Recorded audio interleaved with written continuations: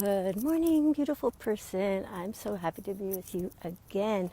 So today I'm just walking instead of running, so I'm not quite the sweaty mess I was yesterday. It's all good.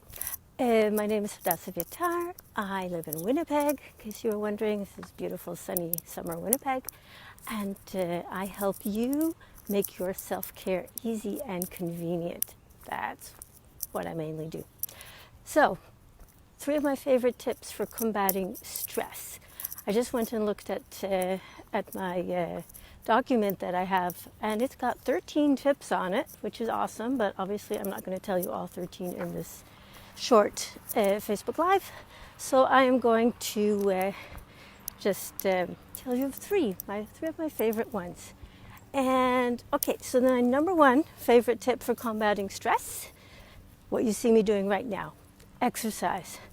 And it's getting very shaky. Oh well, exercise. It's really, you don't have to run marathons.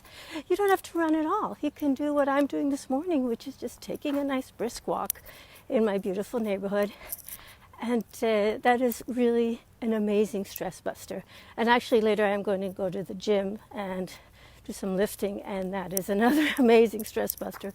Both fall under exercise. So my number one suggestion for combating stress, if you have stress in your life, and right now with the state of the world, I think there are very few people who are not feeling stressed in some shape or form.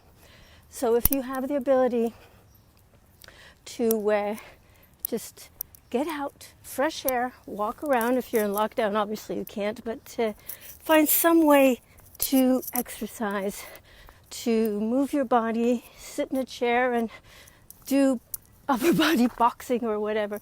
There's a million videos online for this. Find something that you can move your body, you will feel better, I guarantee. I don't care how miserable and stressed you are right now. If you move your body, you will feel better. It's pretty much a guarantee given human physiology.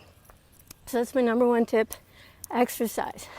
Number two, which is always important, but it's especially important if you find yourself between four walls with people that you probably love, but sometimes they get on your nerves. And that is to set appropriate limits. This is so important, and it's one of the things that women especially are really bad at. We don't set boundaries, we don't set appropriate limits in our lives. We just want to take care of everybody, and we don't take care of ourselves. Sometimes you have to say no. Sometimes you have to say, I would love to talk with you, but right now is my quiet time.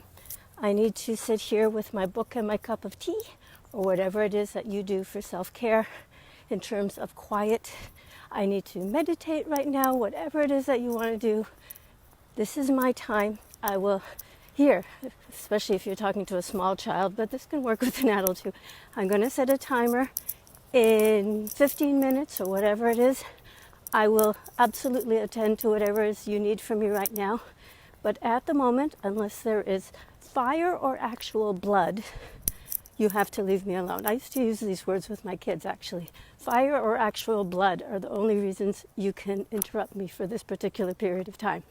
So, set limits, set appropriate boundaries. I'm talking about at home, but yeah, at work it's also important. As you know, I've been listening to Mel Robbins. That's definitely one of the things she talks about, is setting appropriate boundaries and limits and not always being available for everybody. We want to please people, we want to help people, we want to save the world. But sometimes you can only help them by helping yourself. Relax, center, meditate, whatever it is that you do, read your book, self-care, set appropriate boundaries and limits, because that really is the only way you can help other people, is if you take care of yourself. So my first tip was exercise, and that actually also falls under that. You have to make the time for exercise. Number two is set appropriate limits and boundaries. You do not always have to be available for everybody. Don't answer email in the middle of the night, damn it. Again, unless there's something of the magnitude of fire or actual blood, it can wait. Seriously, set limits and boundaries. Then my number 3 one, don't use things like alcohol and excessive carbs to calm yourself down, you might want to consider, oh, hi Brenda, you might want to consider using adaptogens. That's what I use for stress reduction. They're totally amazing. But seriously, go easy on the alcohol and the excess carbs.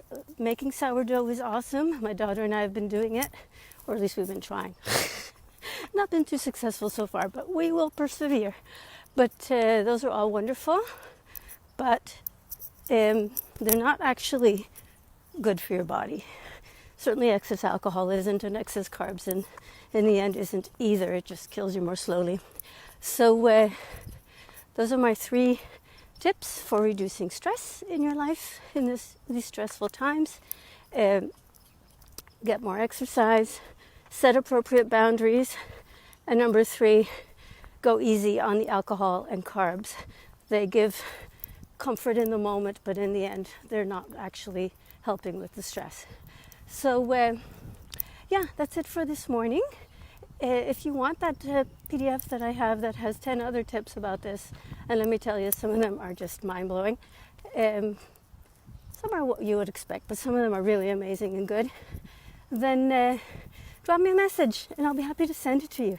So have a great day. Remember, I love you. Talk to you again soon. Drop me a message if you want that PDF with the other stress-busting tips that I have, and I'll talk to you again soon.